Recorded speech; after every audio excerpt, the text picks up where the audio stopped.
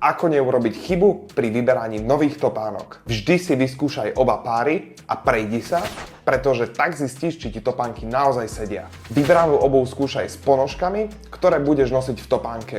Rôzne ponožky sadnú inak do topánky, preto si prines vlastné.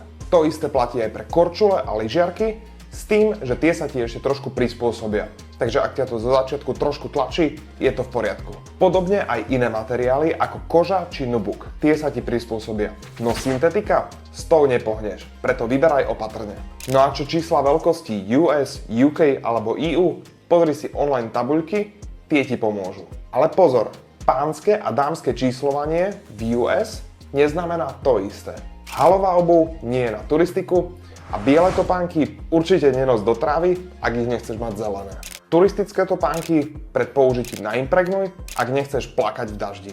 Použité topánky nevymieňame, preto si daj pozor, aké topánky si vyberieš. Takže ak chceš topánky, ktoré ti naozaj sadnú, určite skúšaj a prípadne sa porad s našim personálom, ktorý ti rád pomôže.